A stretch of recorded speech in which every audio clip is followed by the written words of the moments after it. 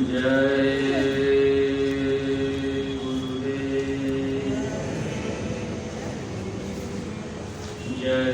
गुरुदेव नाम किसका प्रभु का पावन नाम, मालिक का प्यारा नाम, समय का जगाया नाम। जय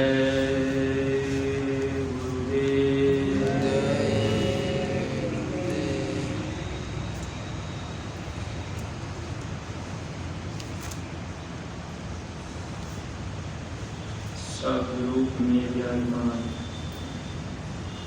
परम पूज्य स्वामी जी महाराज, परम श्रद्धेय पूज्य महाराज जी के चरणों में कोटि कोटि नमन प्रणाम करते हुए संस्था के सभी वरिष्ठ पदाधिकारी सदस्यगण, सभी सत्संगी धर्म प्रेमी भाई बहनों, सभी जिम्मेदार सेवादार प्रेमियों को सादर जय गुरुदेव।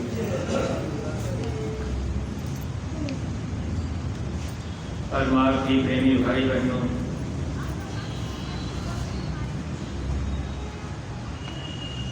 इस मानव जीवन में महापुरुषों का मिलना सौभाग्य का विषय हुआ करता है। जब जन्म जन्मांतर के पुण्य उदय होते हैं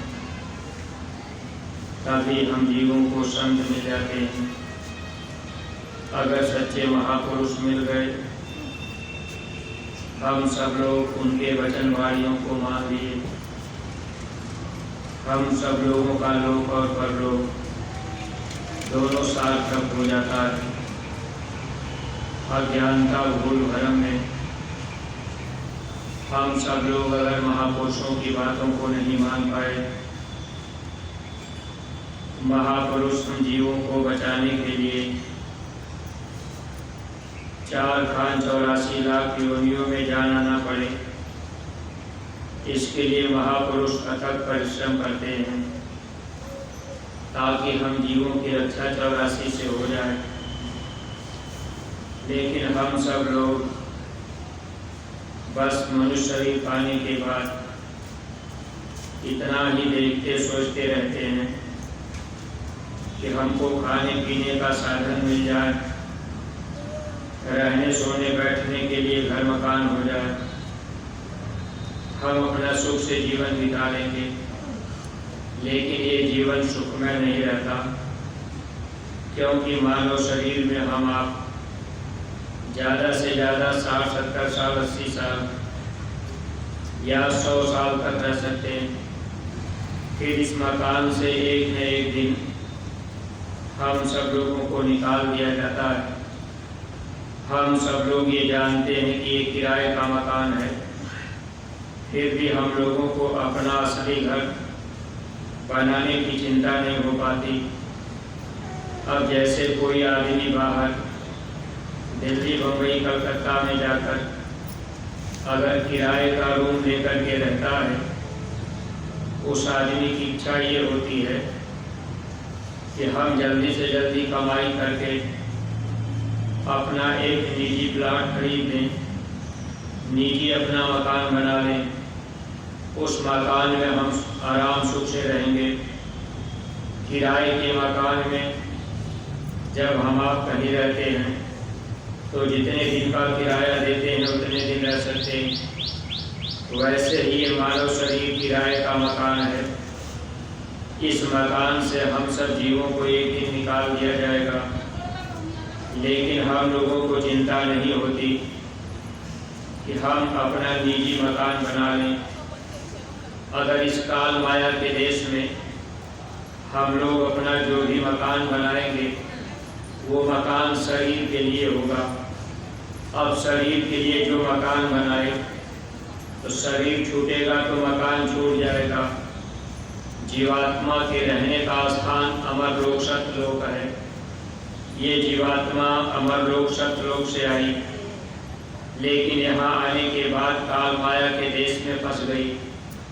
जब महापुरुष जीवन में मिल जाते हैं, अब हम जीवों को अपने असली घर जाने का रास्ता बता देते हैं, लेकिन हम आप अब जाने का रास्ता भी जान लिए तो वहाँ रहने का इंतजाम भी तो चाहिए। अगर जैसे कोई आदमी दिल्ली बम्बई कमाने जा रहा 10-20 साल के लिए, तो आदमी अपने रहने की व्यवस्था पहले से ही बातचीत करके भाई हम यहाँ रहेंगे, अब वो हम आप रूम लेकर के पहले तैयारी कर लेते हैं। ऐसे ही एक न एक दिन इस शरीर से जब जीवात्मा को निकाला जाएगा, अमर लोक सतलोक में रहने की व्यवस्था बनाने के लिए ही महापुरुष हम जीवों से सेवा सुमिरन ध्यान भजन करवाते हैं। अब ये सेवा तो साधन इसीलिए महात्मा बनाते हैं। अब जितना हम आप सेवा करते जाएंगे तन से, जितना हम आप धन से सेवा करते जाएंगे, जितना अपना मन गुरु के प्रति, गुरु दरबार के प्रति और गुरु के वचन के प्रति लगाते जाएंगे, तो धीरे धीरे हम लोगों का वो अस्थाई मकान, जहाँ हम लोगों को जन्मने मरने से बचा लिया जाता है, जहाँ किसी प्रकार का दुख नहीं रहता, वहाँ हम आप तभी जा पाएंगे जब मकान बन के तैयार होगा। लेकिन उसी के तैयारी के लिए महापुरुष हम जीवों से सेवा सुमिरन ध्यान भजन कराते हैं। सत्संग में भी आना जाना हम आप जब करते हैं, तो परमार्थी प्रेमी भाई बहनों, ये समय भी हम लोगों का एक तरह से लाभकारी ही होता है। इसलिए हम परमार्थी प्रेमियों को चाहिए कि हम सब लोग अपना समय ज़्यादा से ज़्यादा सेवा में, सुमिरन ध्यान भजन सत्संग में दे दें, ताकि हम प्रेमी भाई बहनों को ये मानव जीवन का पूरा लाभ मिल सके। अगर प्रेमी भाई बहनों हम आप सत्संग से, सेवा से या गुरु महाराज के वचनों को निभाने से पीछे हटने लगे, तो निश्चित ही हम आप इस काल माया के देश में जन्म मरण की पीड़ा में फंसे रहेंगे। अगर हम आप ये काम इसी जन्म में चतुराई चालाकी के साथ कर लिए, चतुराई चालाकी का मतलब ये केवल गुरु वचन पकड़ करके अगर हम आप उनके बताए रास्ते पर चलने लगे और ईमानदारी के साथ हम आप सेवा भी, भजन भी और सुमिरन ध्यान भजन तथा जो भी खेती गृहस्थी दुकान दफ्तर का काम उसको हम आप ईमानदारी से करने लगे, तो महात्मा लोक और परलोक दोनों में हम जीवों को लाभ दे देते हैं। यहाँ भी लाभ मिल जाता है। जब यहाँ से हम आप जाएंगे, जीवात्मा इस शरीर से जब निकाली जाएगी, तब भी हम लोगों को लाभ मिल जाएगा, सुख मिल जाएगा। अगर हम आप सेवा से कतराते रहे, इधर उधर हम आप भागते टहलते घूमते रह गए, या हम आप समय का ध्यान नहीं दे पाए, समय से हम आप सेवा में, सत्संग में, सुमिरन ध्यान भजन में शामिल नहीं हो पाए, तो यहाँ 2-4-10 दिन के लिए अगर आए भी, तो फिर हमको आपको पूरा लाभ नहीं मिल पाता। महापुरुष जीव के किस काम से खुश हो जाएं, अब हम आप इस बात को नहीं जानते। अगर हम आप समय का पालन करने लगे, तब भी महात्मा खुश हो सकते हैं। आदेश को हम आप बजाने लगे, तब भी महात्मा खुश हो सकते हैं। किसी बात पर भी महापुरुष खुश हो जाते हैं, लेकिन अब हम आप जानते नहीं कि महापुरुष कैसे खुश होंगे। अगर हम आप हर काम समय के अनुसार करने लगे, यानी जैसे गुरु चाहे वैसे हम आप करने लगे, तब तो लाभ मिल जाएगा। जहाँ हम आप आए हैं, ये स्थान केवल सोने बैठने खेलने खाने का नहीं है, ये आश्रम है। यहाँ आने का मतलब यही है कि जब हम आप यहाँ आ गए तो कुछ न कुछ शारीरिक श्रम जरूर करें। अगर इस शरीर से हम आप श्रम नहीं किए, सेवा में हम आप हाजिर नहीं हुए, तो एक तरह से प्रेमी भाई बहनों, फिर हमको आपको यहाँ से जाने में काल भगवान रोकने का प्रयास करेंगे। और महापुरुष इस बात को बराबर जानते रहते हैं। जीव मेरी बात को अगर मान लेता है, यानी गुरु की बात को अगर हम आप मान लेते हैं, तो फिर काल भगवान रोक नहीं पाएंगे। क्योंकि जब इस जीवात्मा को शरीर से निकाला जाता है, धर्मराज के दरबार में जब जीव का हिसाब होता है, तो वहाँ यही पूछा जाता है और वहाँ ये देखा जाएगा कि जीव ने कितना सेवा किया है, भक्ति किया, कितना गुरु आदेश का पालन किया।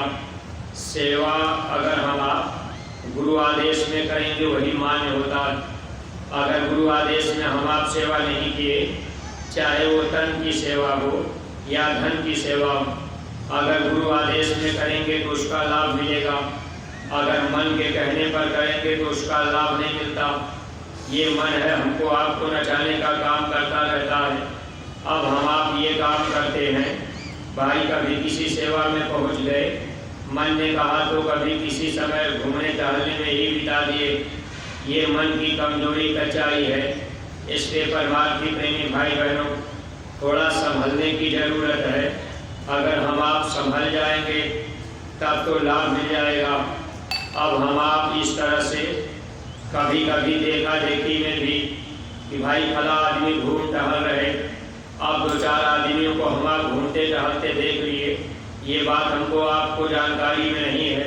मान लीजिए कोई आदमी तुरंत आया, अब उनको दर्शन करके फिर वापस जाना है, या कोई दुख तकलीफ बीमारी में कोई महाराज जी से कोई बात पूछना चाहता है। अगर वो महाराज जी से पूछने के लिए महाराज जी के पास जाए, अब हम आप देखें कि भाई वहाँ 4, 6, 10 लोग हैं, फिर हम आपकी सेवा छोड़ करके वही चले आते हैं। तो अगर इस तरह के विचार हम लोगों के रहेंगे तो ये मन है धोखा देगा। इसलिए परमार्थी प्रेमी भाई बहनों, सेवा में भी हम आप समय से अगर लगे रहें तब तो हमको आपको लाभ मिलेगा। देखिए स्वामी जी महाराज दर्शन के विषय में कभी कभी गुरु महाराज जैसे जा रहे गाड़ी से और प्रेमी दर्शन के लिए सेवा छोड़ करके जब दौड़ जाते थे तो गुरु महाराज कह देते थे कि दूर से प्रणाम कर दिया करो, दया तो पूरी पूरी वही से मिल जाएगी। अब मान लीजिए गुरु महाराज जा रहे, कहीं सुमिरन ध्यान भजन का समय हो गया, अब आप सुमिरन में बैठे या ध्यान में बैठे, ध्यान में बैठने पर भी ये मन धोखा देता रहता है। कभी कभी प्रेमी बैठे रहे, 2-4 मिनट बैठे, अब आपने आँख खोल के देख लिया। एक बार एक प्रेमी ऐसे ही ध्यान में गुरु महाराज ने बैठाया था, लोग ध्यान में बैठे और प्रेमी बीच में आँख जब खोला, गुरु महाराज गाड़ी से जा रहे, अब फिर वो प्रेमी दौड़ करके दर्शन के लिए गया। स्वामी जी महाराज एक छड़ी रखते थे, गुरु महाराज ने छड़ी दिखा करके मारने का इशारा किया। गुरु महाराज ने डांट के कहा जाके ध्यान में बैठो। जब वहाँ ध्यान भजन में बैठाया गया तो फिर क्यों दौड़ रहे हो? अब हम आप ये बात समझने का प्रयास नहीं कर पाते। महात्मा तो हम जीवों को दया देने के लिए आते हैं, लेकिन अब हम आप ये चाहें कि भाई हम महाराज जी के साथ साथ चलेंगे तभी दया मिलेगी। परमार्थी प्रेमी भाई बहनों, सेवा का जो भी मौका 2-4-10 दिन का मिला है, इसमें समय पालन का ध्यान जरूर किया करिए। देखिए समय पालन पर भी महात्मा खुश हो जाते हैं। एक बार स्वामी जी महाराज दृष्टांत सुना रहे थे, एक महात्मा जी का सत्संग हो रहा, सत्संग में लोग समय से आते जाते, कभी कभी कोई देर से भी आता, जैसे हम आप कभी देर से आ गए कभी जल्दी आ गए। लेकिन महात्मा जी के सत्संग में शाम को 5 बजे एक सियार आकर के समय से रोज बैठता था, रोज पीछे आकर के वो सियार बैठ जाया करता था। महात्मा जी का सत्संग जब खत्म होता था वो चला जाता था। अब एक दिन वो सियार आया, सत्संग में बैठा, थोड़ी देर के बाद वो अपना हाथ पैर पटकने लगा। महात्मा जी उठे, सियार के पास गए, उसके कान में कुछ शब्द बोल दिए। अब सियार हाथ पैर जब पटक रहा था फिर वो बिल्कुल शांत हो गया, शरीर छूट गया। महात्मा जी बैठे बैठे रोने लगे, उनके आंखों से आंसू आ गए। अब शिष्यों ने पूछा, हुजूर आखिर आप रो क्यों रहे? तब महात्मा जी कहने लगे, अरे ये जीव बेचारा चला गया। अब ये समय से सेवा, समय से सत्संग में आता था, लेकिन आज इसका समय पूरा हो गया, चला गया। थोड़ी देर के बाद महात्मा जी हंसने लगे। तब शिष्यों ने कहा, हुजूर आखिर आपके हंसने का क्या कारण? महात्मा जी कहने लगे, देखो बच्चा, ये सियार 84 लाख योनियों में अभी कितने जन्मों तक जन्मता और मरता, लेकिन ये नियम से 5 बजे सत्संग में आकर के पीछे बैठ जाता था। जब पूरा सत्संग खत्म हो जाता था तब ये चला जाता था। आज ये आया, इसका समय पूरा हो गया। अब इसकी जीवात्मा को जमदूत बेरहमी के साथ खींच रहे थे। सत्संग में समय से आने की वजह से मुझे दया आ गई। मैंने इसके कान में शब्द डाल दिया। अब ये जीव फिर अब इस शरीर से उसका छुटकारा हो गया। महात्मा जी कहने लगे, हंसी मुझे इस बात पर आई कि अभी ये जीव कितनी बार 84 लाख योनियों में जन्म मरण का दुख पाता, पीड़ा सहता, लेकिन केवल समय पालन करने पर, समय से सत्संग में आने पर आज इसके ऊपर मालिक की दया हो गई और इस जीव की संभाल हो गई। देखिए परमार्थी प्रेमी भाई बहनों, महापुरुष कब खुश हो जाए, हमारे आपके किस व्यवहार से खुश हो जाए, इसको हम आप जानते नहीं, लेकिन हमेशा हम आप मर्यादा में रहने का थोड़ा सा ध्यान रखा करें। मर्यादा में रहेंगे, दया दुआ मिलती रहेगी। महापुरुष अगर किसी से बातचीत भी कर रहे, उस समय हमको आपको उनके बीच में नहीं जाना चाहिए। दर्शन भी करना है तो अगर दूर से कर लें। अगर बात करनी है, कोई प्रश्न पूछना, कोई समस्या है, तो हम आप जब बात खत्म हो जाए तब हमको आपको वहाँ जाना चाहिए। लेकिन हम आप किसी तरह की मर्यादा का ध्यान नहीं रख पाते। अब हम आप सत्संग में भले आते जाते रहे, लेकिन प्रेमी भाई बहनों, थोड़ा सा अपने व्यवहारिक जीवन में परिवर्तन और महापुरुष के साथ में उनके पास जाने में कुछ अदब तो हम लोगों के अंदर होना ही चाहिए। लेकिन ये सब चीज़ें हम आप जल्दी ध्यान नहीं दे पाते। हर परमार्थी प्रेमी भाई बहनों को ध्यान रखना चाहिए।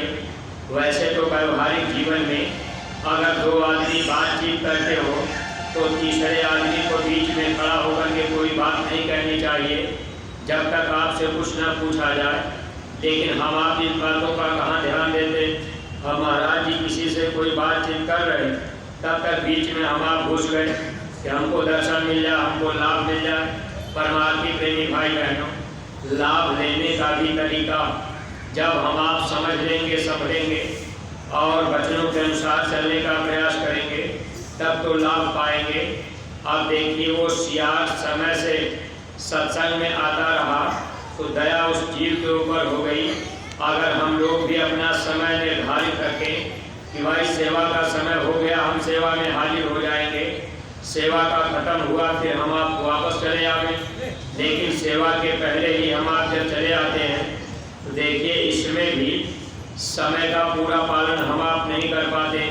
स्वामी जी महाराज कभी कभी कहा करते थे, अंतिम समय तक सेवा में जो लोग रहते हैं उनको पूरा का पूरा लाभ मिलता है। बीच में अगर कोई भाग आया तो पूरा लाभ मिल नहीं पाता। इसलिए परमार्थी प्रेमी भाई बहन, जहाँ आपकी अस्थायी सेवा लगाई गई और आपको ये बताया भी गया कि अगर आप किसी अस्थायी सेवा में नहीं लगे हैं, अब आप कभी मन किया तो भंडारे में थोड़ा टाइम चले गए, मन किया तो अस्पताल पर चले गए, मन किया तो घूम टहल के उधर नई कुटिया की तरफ चले गए, अब मन किया तो कभी थोड़ी बहुत 1 2 4 10 ईटा रख दिए।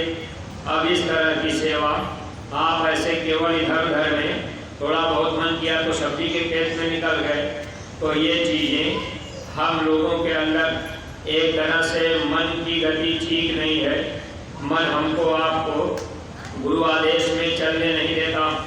इसलिए ध्यान ये रखना चाहिए, जब भी आप यहाँ आवें तो आपको ये जानकारी कर लेनी चाहिए कि हम किस सेवा में कहाँ लग जाएं। जहाँ ज़रूरत हो वहाँ आप लग जाएंगे तो उस सेवा का पूरा लाभ और दया भी मिलती रहेगी।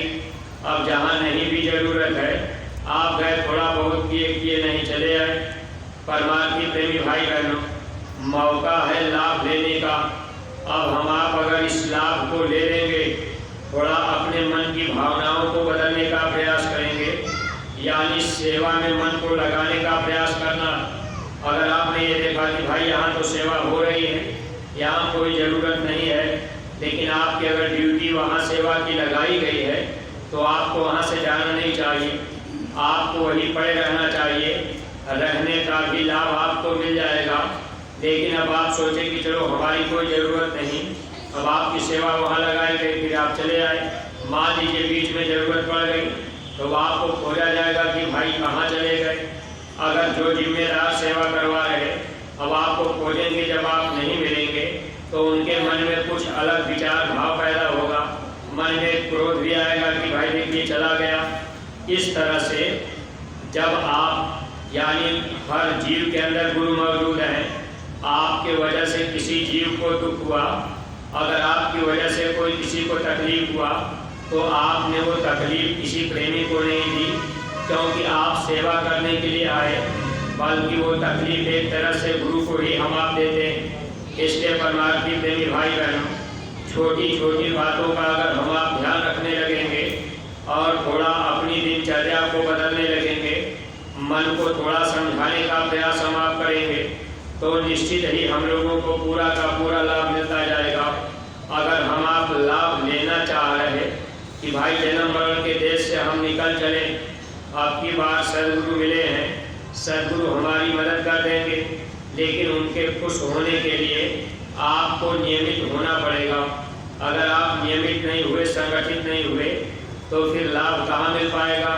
इतना बड़ा संगठन गुरु महाराज ने तैयार किया, जिले ब्लॉक में, तहसीलों में, और देखिए गांव-गांव न्याय पंचायतों में अगर संगठन के अनुसार लोग नहीं चलेंगे तो फिर आप चाहें कि हम गुरु को खुश कर लेंगे। ऐसे ही सेवा की व्यवस्थाएं हैं, सेवा में भी आपको जहां जरूरी है, जहां लगाया जाए, आप वहां समय से पहुंचा करें, तब तो परमार्थी प्रेमी भाई बहन पूरा लाभ। अगर हम आप गुरु के काम की जिम्मेदारी नहीं ले पा रहे, यानी सेवा की हम आप जिम्मेदारी नहीं ले पाए, इसी तरह से हम आप अपना समय बिताए, तो ये मन है धोखा देने का काम करता है। इस संसार में परमात्मा में सबसे बड़ा दुश्मन अगर कोई अपना है तो ये मन ही है, और इसी को जीतना कठिन है। देखिए गुरु महाराज बराबर सत्संग में सुनाया करते, पूज्य महाराज जी प्रार्थना की कड़ी में बताते, बड़ा पहली ये मन घट में इसी का जीतना कठिना, यानी ये कठिन काम है। मन को जीतना ये सबसे बड़ा दुश्मन है। जीतने का एक ही उपाय है, मन को घेर घाल करके अगर सेवा में जहाँ लगाए गए वहाँ पड़े रहे, समय के पहले ही चल दिए, मन की खुराक मिल गई, मन ने देख लिया चलो हमने 5 मिनट पहले इनको यहाँ से हटा दिया, सुमिरन ध्यान भजन में आप बैठे, अब मन ने आपको 2 मिनट पहले ही कहा कि आप खोल दो, अब आपने खोल दिया। जबकि प्रेमी भाई बहन अब बोलने के लिए तो आपको बताया ही जाता है, इसलिए मन अपनी वो चालाकी कर लेता है। सेवा में भी, सुमिरन ध्यान भजन में भी हर जगह ये मन अपना दाव लगा लेता है। इसलिए मन के दाव को हम आप मारने का प्रयास करें, यानी ये दाव लगने ना पावे मन का। अगर हम आप गुरु आदेश में रहेंगे, भाई सेवा से छुट्टी होगी तब हम जाएंगे, ध्यान भजन में बैठे अगर बोला जाएगा तब आप खोलेंगे, लेकिन अगर बीच में ही हम आप खोलने लगे तो देखिए ये मन जो है, जब ये बाहर की आंखें बंद होती हैं तो मन घबराता है, क्योंकि फिर इस मन को अंदर चलना पड़ता है। मन कभी अंदर चलना नहीं चाहता। जब बाहर के कान को हम आप बंद करेंगे तो ये बाहर के कान इसलिए बंद किए जाते कि बाहरी आवाज़ कान में ना आवे, क्योंकि बाहरी आवाज़ को ये मन पसंद करता है, और अंदर में जो आवाज़ आ रही उस आवाज़ को अगर ये मन सुनने लगे तो उस आवाज़ से मन मरेगा, यानी मन के ऊपर चोट पड़ेगी, धीरे धीरे ये मन बेहोश होने लगेगा। इसलिए मन घबरा करके बाहर भागता है। जब बाहर के कान बंद करा दिए जाते कि भाई बाहर की आवाज़ अंदर आने ना पावे, और अंदर की आवाज़ को सुनने का प्रयास अगर हम आप करते रहे तो धीरे धीरे धीरे धीरे ये मन उधर की तरफ लग जाएगा। एकाएक तो कोई इसको उधर से हटा नहीं सकता। इसलिए प्रेमी भाई बहनों, ये काम धीरे धीरे होगा, लेकिन अगर हम आप मन के कहने में चल दिए, 2 मिनट 4 मिनट 10 मिनट आधा घंटा पहले सेवा से निकल आए, तो मन ने ही तो कहा, मन के कहने पर ही तो आए, फिर हम आप दया पाएंगे कहाँ से। इसलिए पूरा पूरा लाभ लेने के लिए जहाँ आपकी सेवाएं लगाई जाएं, आप अपने मन को मार करके समझा बुझा करके आप उस स्थान पर रह करके जब तक सेवा का समय है तब तक आप सेवा कीजिए। भाई समय सेवा का खत्म हो गया तो फिर आप अपने स्थान पे चले आइए, और वैसे ही सुमिरन ध्यान भजन में बराबर प्रेमी भाई बहन, जब हम आप बैठते हैं तो मन घबराता है जल्दी से, मन कहता है आँख खोल दिया जाए, कान खोल दिया जाए। अब 2 घंटा आँख खोल करके हम आप बातचीत करते रहेंगे, फिर कोई दिक्कत परेशानी मन को नहीं होगी। लेकिन थोड़े समय के लिए आँख बंद करा दिया जाता है, मन को कितनी परेशानी होती है। थोड़े समय के लिए कान बंद कराया जाता है, मन को बहुत तकलीफ होती है कि जल्दी से खोलने के मौका मिल जाए, जल्दी से कोई कह दे जय गुरुदेव बोल दे। अब ये मन इस तरह से हम जीवों को अंदर चलने के लिए ये कभी भी चाहता ही नहीं, और गुरु चाह रहे। इसके प्रेमी भाई बहन, हम आप हर तरह की बातों को अपने जीवन में उतारने का प्रयास करेंगे तो परमार्थी राह पर धीरे धीरे सफलता की तरफ बढ़ेंगे और आदेश पालन हम आप करेंगे। तो ये परमार्थ की पहली सीढ़ी है गुरु भक्ति, प्रथम सीढ़ी है गुरु भक्ति। गुरु भक्ति बिन कार्य सृष्टि और उपाय अनेकन करते, गुरु भक्ति को मुख्य न धरते। गुरु भक्ति मुख्य है, ये परमार्थ की पहली सीढ़ी, और भक्ति आदेश का पालन है। अब किसी को कोई जिम्मेदारी दी गई, अब आप उनकी बातों को न माने, अब आप सोचें कि भाई हम थोड़ा करेंगे चले जाएंगे, तो ये अपने मन की बात है। इसलिए थोड़ा मन के ऊपर अंकुश रखने की जरूरत है ताकि हम लोगों का काम धीरे धीरे बनता जाए। परमार्थी प्रेमी भाई बहनों, इन्हीं शब्दों के साथ में हम अपनी वाणी को यहीं पर विराम दे रहे। कोई बात अगर कहने में अटपटी लग गई हो तो आप लोग अपना छोटा भाई समझकर क्षमा कीजिएगा। सब लोग प्रेम के साथ में मालिक के पावन नाम का उच्चारण करेंगे। जय गुरु।